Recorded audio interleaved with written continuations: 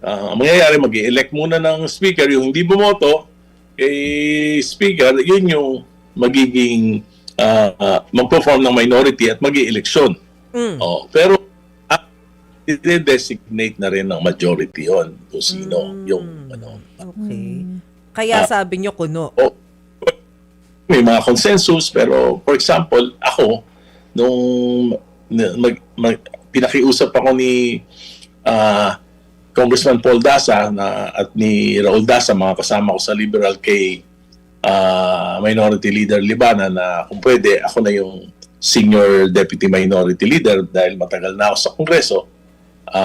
Okay naman si Nonoy, tapos kailangan lang daw, sabi sa akin ni Congressman Paul, kailangan humingi ako ng blessings kay Speaker Romualdez noon. So I went to Speaker Romualdez, na kinausap ko, nag-usap sila ni Nonoy at ako yung na-designate na SMDL. O ngayon naman, siguro iniisip nila na dahil may blessing sila, dapat I will toe the line.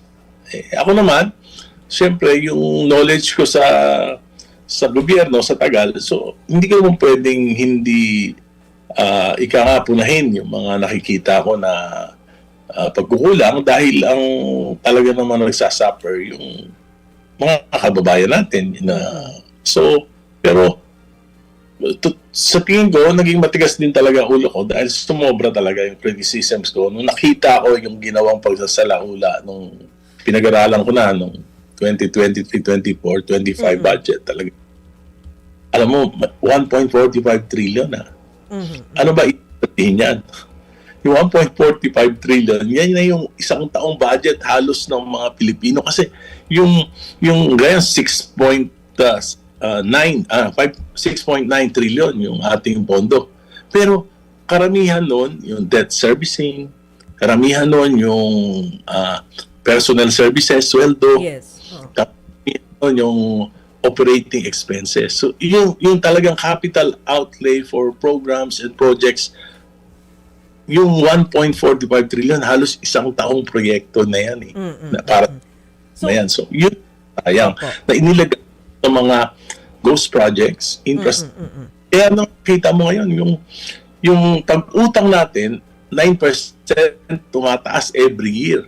Pero yung growth natin, 4.4 nung 20, mas mabilis ang utang kaysa pagtaas ng ating economic growth. Yes, so ano mangyayari? I understand that. Yes, sir. Opo. Pero, sir, sinong nagdesisyon ngayon na kailangang palitan yung mga nakaupo sa minority? Whose decision was that? Kasi sinasabi sa akin although hindi ayaw naman aminin ni Congressman Nonoy na kinukulit lagi siya ni Sandro. Pero nung sa akin, hindi ko na, kahapon ng umaga, sabi niya sa akin, hindi ko na kaya yung pressure sa taas.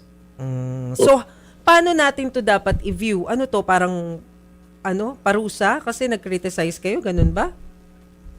Ganun na nga. Sabi ko naman, okay lang naman sa akin.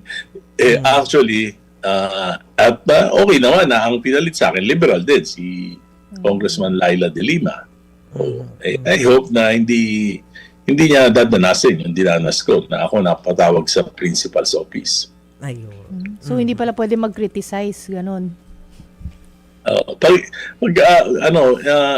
May mga nagkikriticize, pero kasi ako directly criticize ko yung tatay ni Congressman Sat. Yan yung problema sa dynasty, kita mo. Dapat mauuna yung poproteksyonan yung integridad ng institusyon ng Kongreso kaysa protektahan mo yung tatay mo. Dahil dynasty, ganyan yung nangyayari. Diba? Yan yung perfect example kung bakit hindi maganda yung political dynasties. At nakita nyo rin naman na si Presidente, ang speaker, noon si Speaker Romualdez, ano nangyari? Diba? Na salaula yung budget natin. So, kasi nagkaroon ng parang wala nang check and balance. Di ba? Wala nang check and balance. Kawawa naman ng mga Pilipino.